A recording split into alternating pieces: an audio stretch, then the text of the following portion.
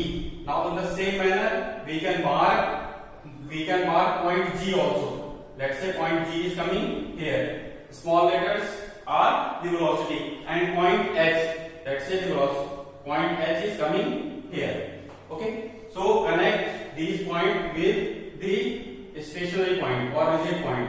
So we are having velocity, this one, we are having, this one is the velocity of G, this one is velocity of E, this one is velocity of H. Okay, how we are reached to point E? By the proportion ratio AB divided by AE equal to velocity of B divided by velocity of E, like this manner. Okay, velocities are in the ratio of their length. Okay, so we are having these 3 points. Okay, now the important now what we are going to do, we will calculate. Now the most important part, we will calculate the component of velocity parallel to F2. F2 is acting at point E. F2 is acting at point E. So we will resolve this velocity E in 2 components. One parallel to force, other one perpendicular to force. Procedure is, we have this force. Now draw like that. We are having one line. We are having one line parallel to F2, and second one the perpendicular line. Draw perpendicular in such a way that we will have perpendicular here. So connect this one to the base. Okay. So we have received this amount of velocity. This amount of velocity we have reached parallel to F2. This velocity we have to calculate parallel to F2. How we are going to calculate the parallel? Just draw a parallel line to F2. This one, make a perpendicular on this line, connect to here. So we will have one velocity triangle. This one. This velocity is the velocity parallel to F2. In the same manner, we will calculate the velocities parallel to F3. Now F3 is here. Draw F3 like that. Okay, draw F3 like that.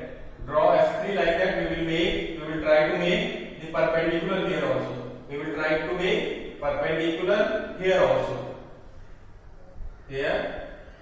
Okay, so this one and this one. Okay, but one thing we have to note down, that here the velocity is parallel to F2 in the same direction, but while drawing velocity at G, we are having velocity parallel to F3 but opposite in direction. Okay, so we have to take the negative sign. In the same manner, at point H, draw F4. We have drawn this F4 we have drawn like here, parallel to this one. We have to make perpendicular. So let's say this one is the perpendicular. Here we have made perpendicular. So velocity will come like here, then here. So again this velocity, this component of velocity is parallel to F4 but opposite in direction. So again we have to take the negative sign of this one. This one is the velocity parallel to F2 and in the same direction. Here we have Fg parallel to F3 but opposite in direction. Okay, so what we have done, first we have drawn the velocity diagram. Then on velocity diagram we have marked point E, G, H. Then we have calculated the velocities perpendicular to the force and parallel to the force. Our interest is in the parallel direction because work done is force into velocity in direction of that force. Okay, velocity in that direction of force. So F2 is parallel to force in the same direction. This F3 is force in the upward direction, but velocity is in downward direction because we have to make the perpendicular here. We have to make the perpendicular.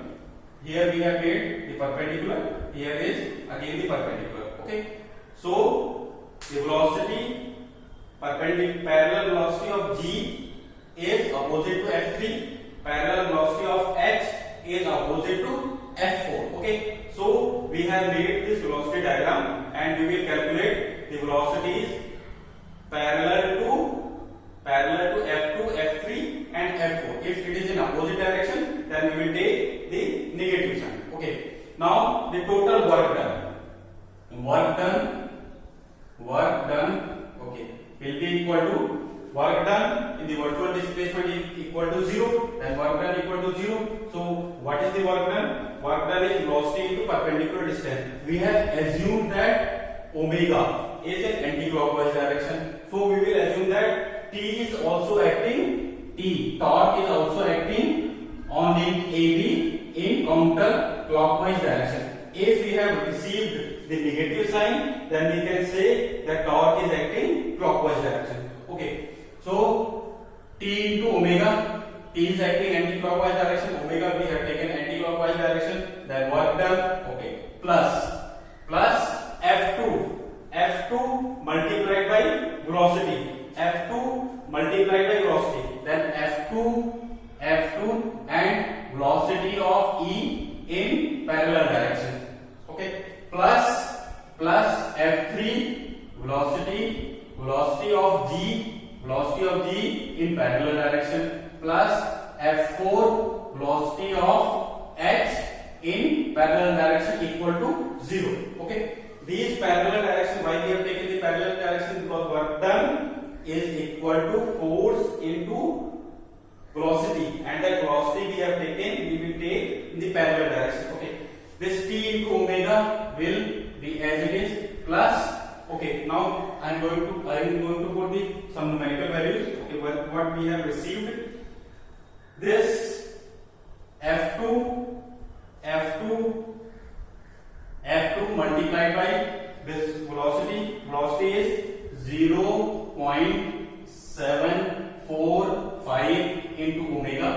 Okay, plus F3 multiplied by VG is that parallel direction is opposite. Okay, so opposite we will mark negative sign, minus 0.124 into omega, 124 into omega, plus F4 into minus 0.205 omega equal to 0. Why we have marked negative sign? Because these velocities are parallel to F3 but opposite in direction. Okay, that's why we have marked negative sign. Okay, omega will cancel out. We will get the value of torque T will be equal to 23.5 Newton meter. Okay, Newton meter. Direction we have received the positive value, then the direction will be counter-clockwise because we have assumed the T in counter-clockwise direction. Okay, first we have assumed the omega, then we have assumed T. If T is having, if we receive the negative sign, means T is acting in the clockwise direction. Okay, so this is the procedure for solving static equilibrium problem with the help of principle of virtual work. Okay, the advantage of this method is we don't have required to draw the free body diagram of each and every component. We can analyze the whole system as a single unit. First we will draw the velocity diagram, very easy method of velocity diagram. We will mark the points on which the force is acting. We have marked E, G, H. Then we will calculate the velocity. Important part is velocity parallel to F2, parallel to that external force. Okay, parallel to external force. If we have in the same direction velocity, same direction to force, then we will mark as a positive. If we are having opposite direction, then we will mark negative. Okay, then we will mark negative. Okay, then if like at the point X we are having force in this direction, velocity in this direction, so that one will also mark negative. At point G, force is acting in this direction, but velocity is acting negative direction, opposite direction. So we will mark negative and we will solve like that. Okay. So this is the method how we are going to solve the static equilibrium problem with the help of principle of virtual work. Okay. This is the method, easy method. We can solve any problem with the help of this method. Okay. This is it for today's lecture. Thank you.